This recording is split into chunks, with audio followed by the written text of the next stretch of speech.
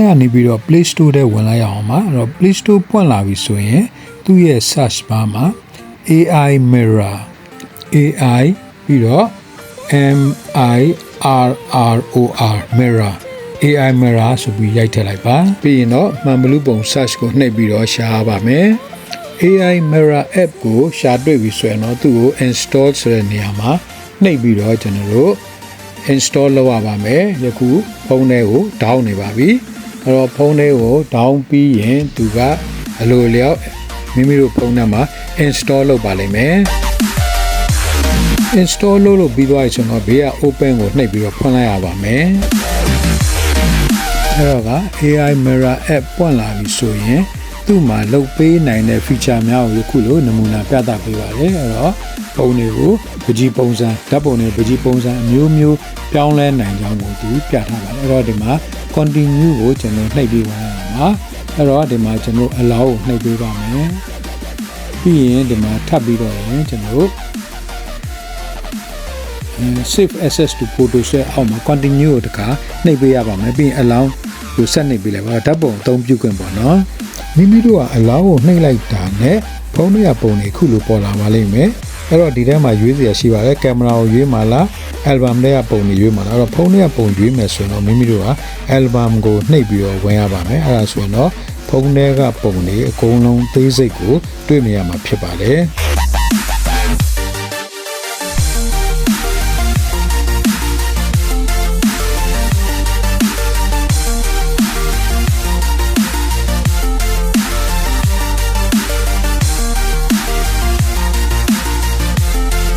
ဒီမှာရွေးချယ်ပြီးတော့ပုံတစ်ပုံကိုဒီမှာထောက်ပြီးတော့ select လုပ်ပြီးတော့ရွေးလိုက်ပါမယ်ရွေးထားတဲ့ပုံကိုလည်းပဲ scale ratio ကိုအမျိုးမျိုးမိမိတို့လိုသလိုပုံကိုပြုပြင်ပြီးတော့ထည့်သွင်းနိုင်ပါတယ်အဲ့တော့ဒီမှာ loto ပို့ shot ပေါ့နော် scale ကိုမိမိစိတ်ကြိုက် scale ဖန်တီးပြီးတော့ဒီမှာချိန်ဆပြီးထည့်ထားပေးနိုင်ပါတယ်အဲ့တော့မိမိကတော့ငကို original အတိုင်းတစ်ချိုးကိုပဲနောက်ဆုံးအသုံးပြုထားပါတယ်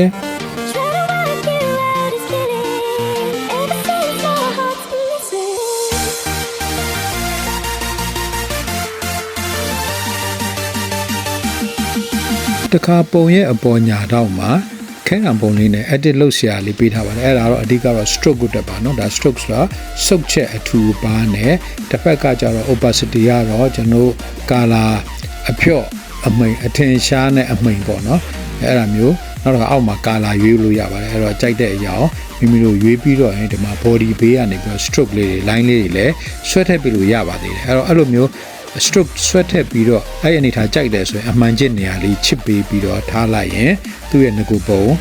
ဆွဲထားပြီးသားပုံ stroke ပုံရပါတယ်ပြီးရင်ဒီမှာ image value ကိုလည်းပဲ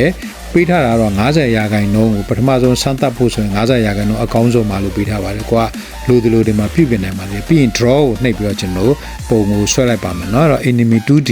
ရအောင်ကျွန်တော်ပုံကို AI ကိုဆွဲခိုင်းလိုက်ပါမယ်အဲ့တော့ကြည့်လိုက်ကြအောင်ပါခဏဆောက်လိုက်ရင်ဖြစ်ယခုလို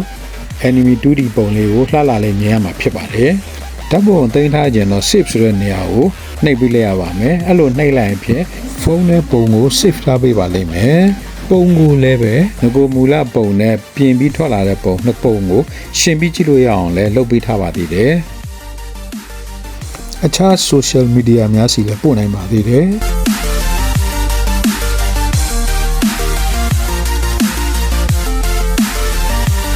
တခါဒီဓာတ်ပုံကနေပြီးတော့ enemy ပြောင်းသွားတဲ့ပုံစံကိုလည်းပဲကိုကဗီဒီယိုအနေနဲ့ရကြတယ်ဆိုရင်ဗီဒီယိုကိုနှိပ်ပြလိုက်ပါဒါဆိုသူပြောင်းလဲပုံလေးကိုဗီဒီယိုလေးရိုက်ပြီးတော့ရင်သူက save ယူပြီးတော့ကိုဖုန်းထဲမှာတင်ထားလို့ရပါတယ်အဲ့တော့သူကဒီမှာ processing ပေါ့နော်ဗီဒီယိုလုပ်နေတဲ့အချိန်ခဏတော့စောင့်ပေးရပါမယ်အဲ့တော့သူ100%ပြည့်သွားပြီဆိုရင်ကျွန်တော်ဗီဒီယိုရမှာဖြစ်ပါတယ်အဲ့တော့ခဏလေးသိခံပြီးစောင့်ပေးလိုက်ပါ